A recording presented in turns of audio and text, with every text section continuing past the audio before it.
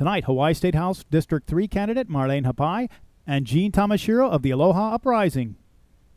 Aloha, I'm Gene Tamashiro. I'm with Aloha Uprising, and we've been here in Hilo 4 years now, having events to bring forward the truth for freedom and for aloha. And although there are many issues that sometimes are a little bit controversial, actually very controversial. However, in this time that we have right now, which is very little time actually, we must, and I feel with Aloha, pursue the truth wherever it may lead. What Aloha Uprising is doing right now, we're doing some simple, yet I feel meaningful civil disobedience. We're planting kalo at the Kamehameha statue in Hilo. We've planted 3 times now, and Kamehameha's Alumni Association has actually pulled the kalo out 2 times. Not because they don't like kalo, and not because we didn't ask permission. Actually, I feel another example of people who don't want to, and they will do anything they possibly can to prevent some of the really important conversations and truthful information to get out into the public venue. Now, the specific reason why we're out at the statue is this. Kamehameha School and Bishop Estate are currently leasing, I've heard, anywhere between 40,000 and 50,000 acres, I know at least 10 to 15,000, to Monsanto GMO companies. And it has been proven with over 260 experiments and research data throughout the world that genetically modified food and the combination of that with all of the Roundup herbicides and pesticides that these foods are designed to withstand this poison food manufacturing cartel that now all of our kids are eating. 80% of everything we eat, maybe it's even higher than that, is filled with GMO food. Now I would like, and we're pressuring with Aloha, Kamehameha School and Bishop Estate to please look at the policy of leasing land to Monsanto and GMO and really stopping that. No one in Hawaii wants GMO in their cacao.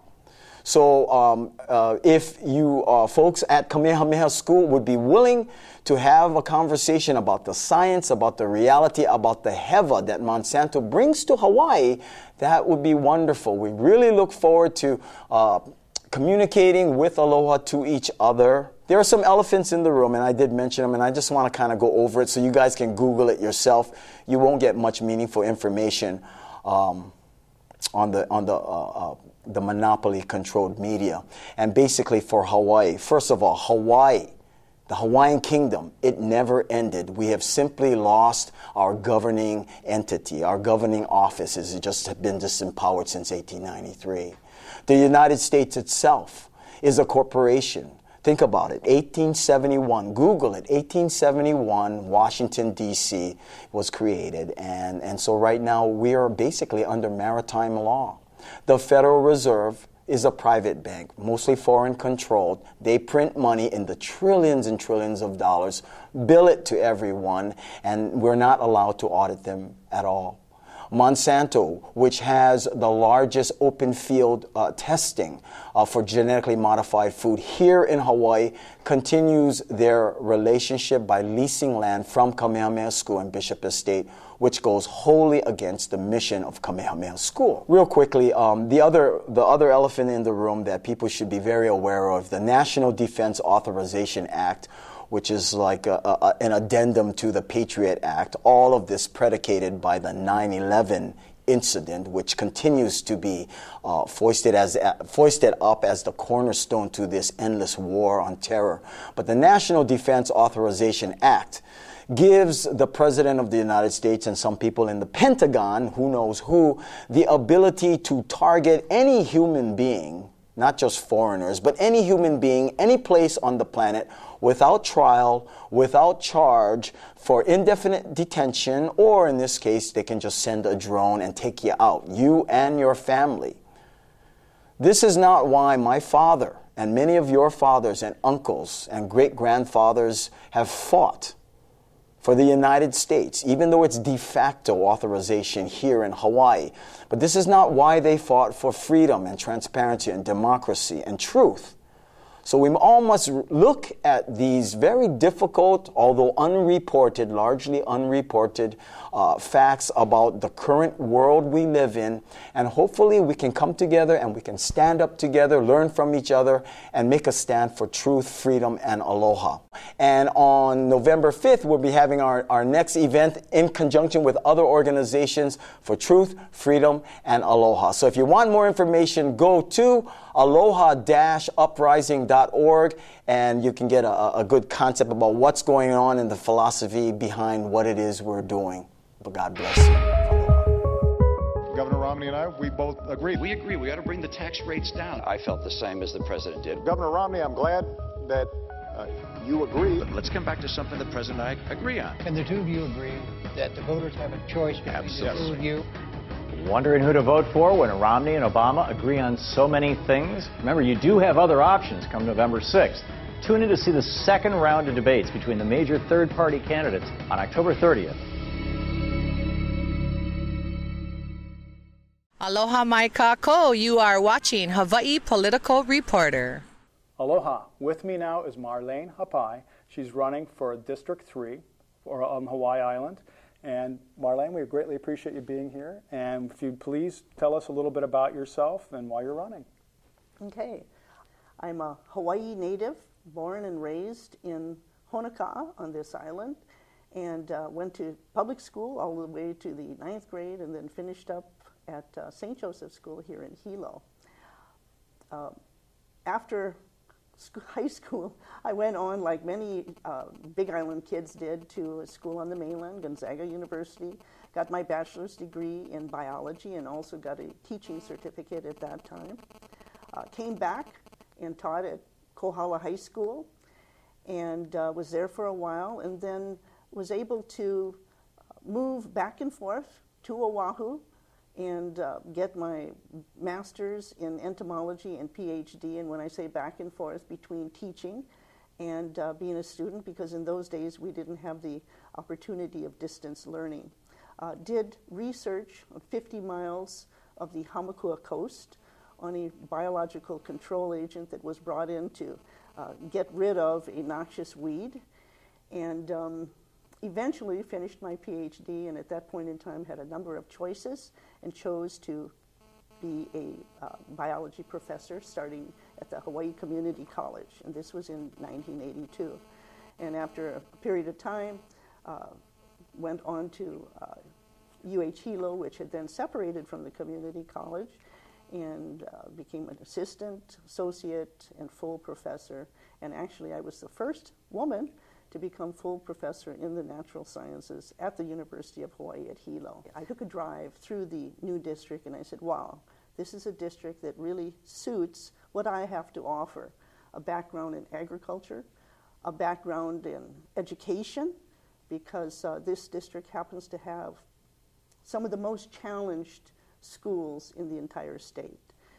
Also, I have a small business experience, and as you all know, economic recovery and jobs is something that is really at the top of the list for many. As we've gone door to door, it's really obvious when we ask people concerns. One of them, which is mentioned very often, is, we need more jobs. And small business, I come from a family in Honoka'a that still has an original building built in 1924, the Andrade building, which I am now managing because it has come down to our generation. And many of the small towns are also challenged.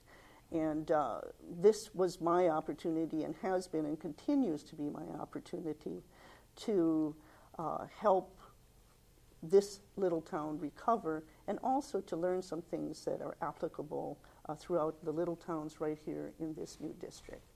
So Marlene, you said you learned some things that were applicable. What? Okay, well, for one thing, whenever you have a business, a lot of resource management goes into it. This business is mainly apartments and retail spaces, so you're kind of managing there. But I learned a lot, actually, growing up in this business. My grandmother was a pioneer, and there were times where the town was booming, And then we had the bypass roads, and suddenly the business was going past the towns. And so I watched my grandmother, come up with creative solutions.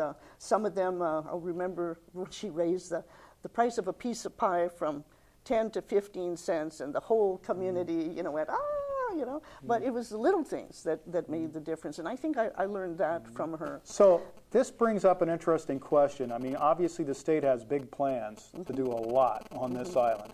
How do you feel about that? And, what's your kind of take, on the state versus home rule?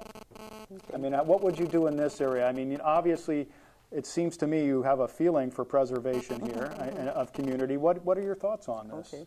Well, actually, my number one priority for this new district is economic recovery and jobs. And how I'm looking at this is, what I like to do is use the new district sort of as a test site for the entire state, and ask for marketing monies to go to each community and say, what do you want? What do you need? And be proactive. And then say, okay, this is what the community wants, this is what the community needs. Okay, residents, new businesses, come, present, and let's take it from there. But the whole idea of being proactive and welcoming businesses, instead of what we've seen in the past where, here comes this business that's made $1 million plus investment, and then they present to the community, and the community says, no, that's not what we want. Okay, so are you telling me your primary mode or primary, decision-making process would be based on the community very much? Oh, yes. Totally weighted yes, and mostly weighted? Or? Yes, very much so, because as you are aware, especially Puna, our community development plan is moving along. Lower Puna has been working on it for a while. Volcano has been working on their plan for 20 years. We just had a meeting for Mountain View a couple nights ago, and we're trying to get all these plans in place. So at the county level, we're getting the plans in place. And so if at the state level we can complement what the county is already doing, then all of that work, we just, yes, very much. It should be community driven. So you're saying home rule? Yes, home rule. Okay. And I just kind of want to add this. Sure. We went to Ben & Jerry's in Vermont. Ben & Jerry's is located in Stowe, Vermont. Stowe, Vermont is a ski area, but it's just a little town. So here's this huge factory kind of at the end of the road, and Vermont is a dairy state. So they're buying milk and everything from all the different dairies to produce their ice cream. Well, you go into the stores, and they could have 2 or 3 cash registers, and they could just be ringing it up from all the tourists that are coming. But they have remained just the same, and you stand in line, you wait your turn, you visit with others, and it's wonderful. It has retained its charm. I hear you. It's just like when the first time I went into Molokai, they were all singing. They had somebody had a guitar out. They were all singing a little Christian song as we were landing. And, it's just all the way, right? I mean, go there. I like it, in the middle of the street, everybody, hey, brah, 15 cars backed up, who cares? That's okay. Nobody honking, everybody relax. That's right, So a little bit of that would still be nice, instead of having to be a rat race here. Right. Marlene, you also brought up something prior as we were discussing, and I think it's a key issue here, and that's agriculture. Yes. Okay? Yes. So what are your feelings on agriculture? And I know the key word is sustainability. Everybody speaks about it. But can you give us some specifics on how you would go about this, or your specific thoughts on it for our district? Okay. Well, for one thing, when I was Associate Dean for the College of Tropical Agriculture and Human Resources, also known as CTAR because it's a lot shorter, we did have a $1.6 million grant from the USDA for Native Hawaiian serving institutions. And at that point, there were 9 campuses working together on how to help students in the agricultural fields. And also at that time, we were told if Hawaii could get its act together agriculturally, if we could move forward as a state, that this amount could go up to as high as $10 million. Now, unfortunately, I left my position because Imiloa was calling, and I wanted to make sure that got built, and I hear that we're still at about the same amount, which, is not too good, but is great because we still have that ceiling to work toward. I would like to see, once again, sustainability. As we all know, the Native Hawaiians were sustainable. Many people, as mentioned earlier today, already are sustainable in their own areas. And I think basically what we need to do as a state is come up with a sustainability plan. And whatever it is, if we feel it's going to take us 10 years, let's make a 10-year timeline. And, you know, imports going down in 10 years, local productivity going up, but have some type of a plan. And I think that's very important because we all know we are the most isolated set of islands in the world, very isolated from the rest of the continental United States. We are so dependent on others, and that's not how Hawaii was originally. You know, one thing very interesting here, there is another person in the race who has a biology, not in your specific district, but who has a biology degree. Do you know who that is? I'm trying to think. Well, I know Josh Green is a medical doctor. Russell Ruderman. Russell has a biology. Yes, I didn't know that. And I've been fortunate. You know, I personally am very scientifically, you know, and I've studied a good amount of science, and I think it's critically important. And it's incredible that I feel in this district, Marlene, it's kind of like the luck of the voter and you guys. This is the one district we have 3 technically competent people. It's incredible, and it's a gift. I mean, we really have quality people running here, and the biology relating to sustainability is very important. There's no doubt about that because you can judge. Okay, you can look on these things and you can understand, and that's very important. And you know, I had mentioned this to you before, and we're going to work on more on this show. It's very important that our viewers and people understand of the sciences, okay, at least basically, because that is critical, which is a segue into another key word that you said, education. So what are your thoughts on that? What can be done differently? I know Daryl Smith has been wanting to do an audit of the education department. You know, I know that I've heard that Pahala is not doing so well, or down there, I guess. So what are your thoughts specifically on education? What are you going to do differently, or, you know, what's your vision? Okay. Well, as I mentioned, this new district has some of the most challenged schools in the entire state. And challenged, for example, Ka'u, we have the greatest number of idle teens in the whole state, meaning they're not in school, they're not in jobs, they're just kind of roaming around. And but you know, we also have supportive communities. We have the most people that own their own homes. So there is stability. Yet I think part of the problem is Ka'u is so isolated, and it's also a very poor area, economically poor area. So you know, how do families afford to send and not only pay tuition but the actual transportation? So what I see. And nice that you would have mentioned Molokai earlier. Molokai has the most phenomenal education center in the state. They broker programs, all kinds of programs for the students, and much of it is by distance learning. And I see something like that in Ka'u. Because why are you an idle teen? You don't know what your future is. Why invest in high school? You know, where are you going to go? Nowhere. And so I see something like that, satellite campuses, the Molokai model for Ka'u, and maybe even something for Volcano. But for our rural areas, to bring education to them, I think that's you know, very important. You know, it's interesting, and I would definitely, from the side, I'm fortunate because I'm exposed to a good amount of people. Hope Sermaj, okay, has actually come up with something which I think is interesting too, and she's talking about the vocational training in localized areas. And that's something I can see with what you're saying and what she's saying, and I think also, of course, this is much more complex and larger.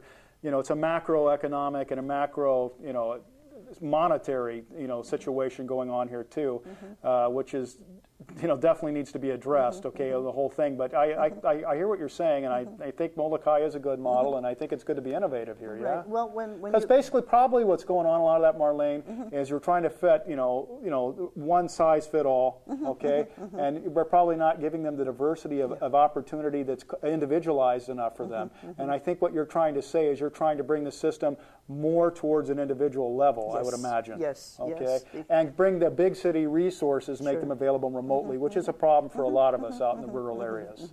And Molokai has about 6,000 people, and Ka'u and the close areas all the way to Ocean View and is about 6,000 as well. So we're talking about servicing a comparable size community. And like I say, Molokai does it well. They have graduation only once every 4 years. So, you know, they wait till they have enough students, but it works really well. I was very impressed.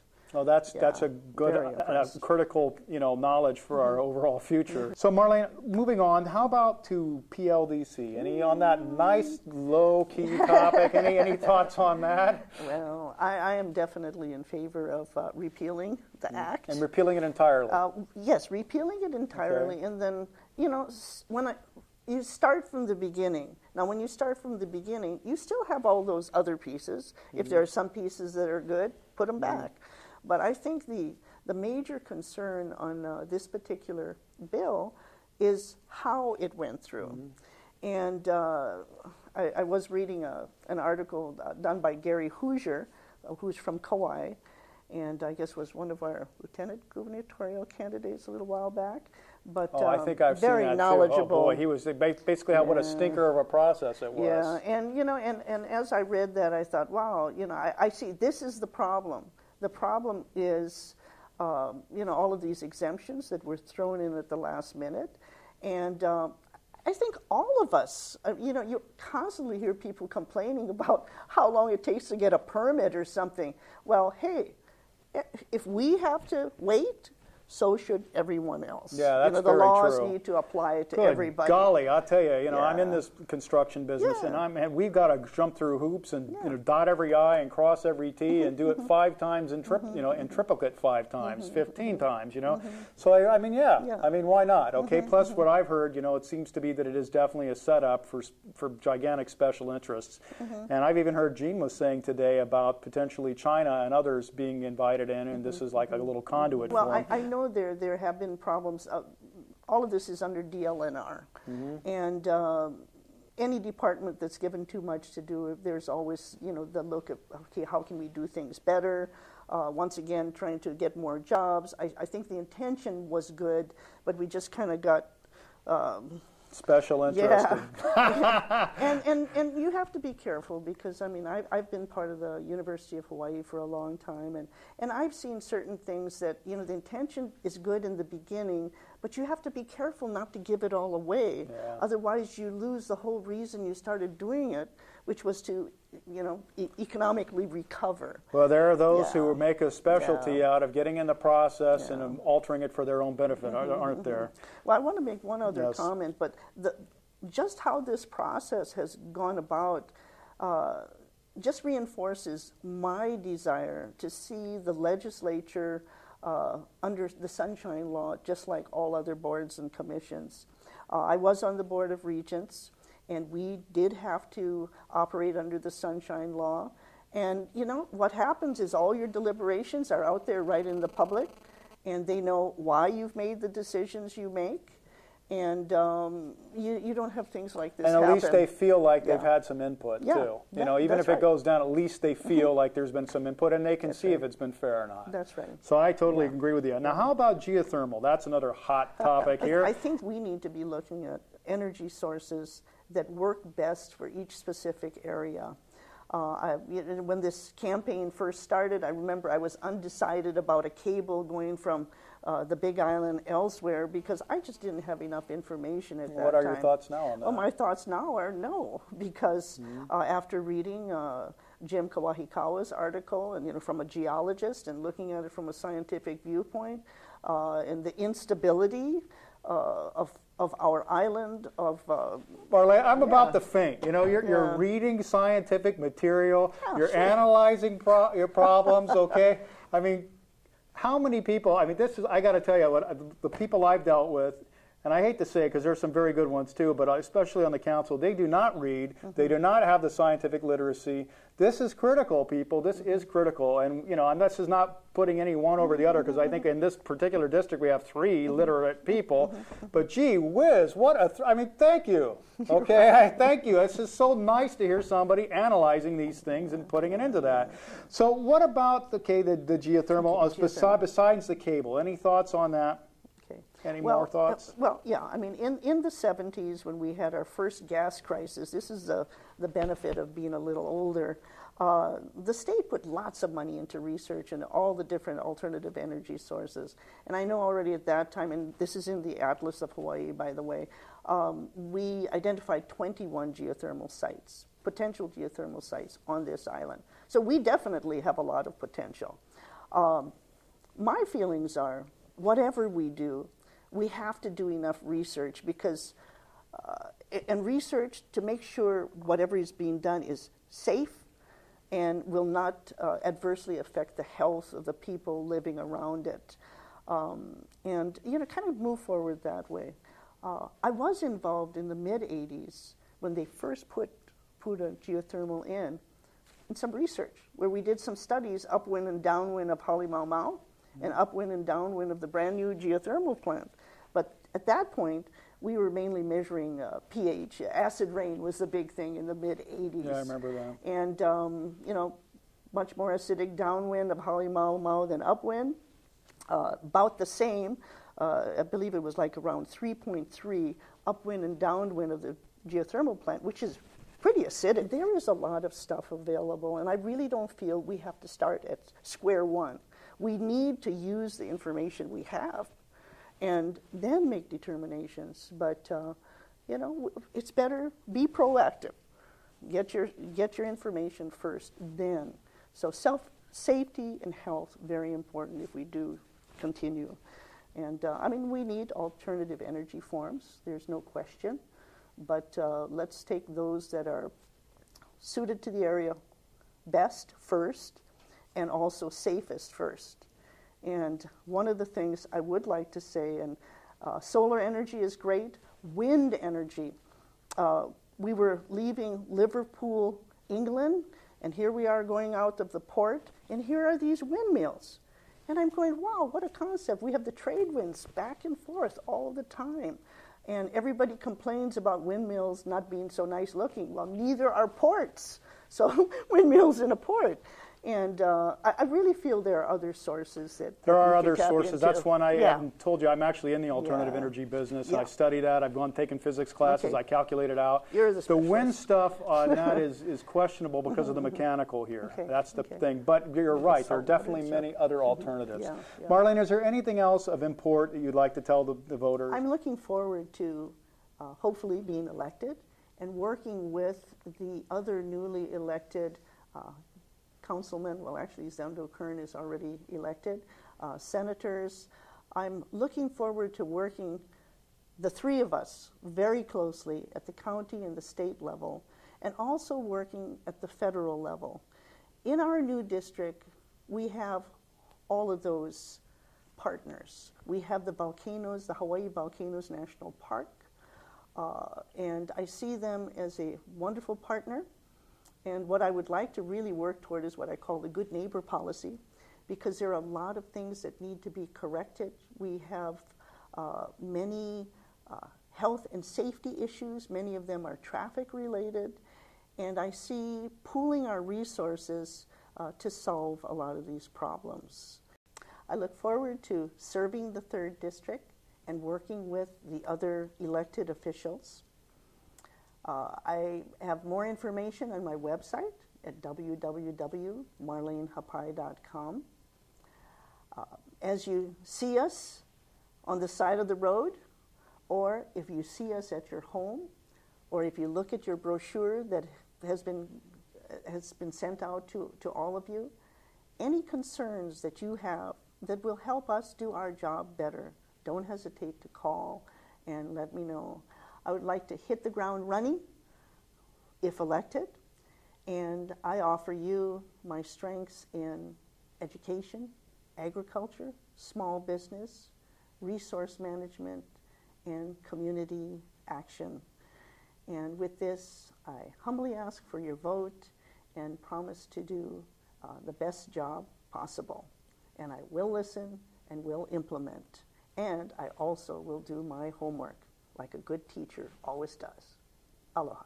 There's no more federal than Federal Express. You try a hide and destroy a freedom. You seek agenda. We know you anti-American. You come forward American Constitution. 1913, corrupt in the system. Devalue dollar, hyperinflation. The Federal Reserve, controlled by Lucifer. He can see you lying.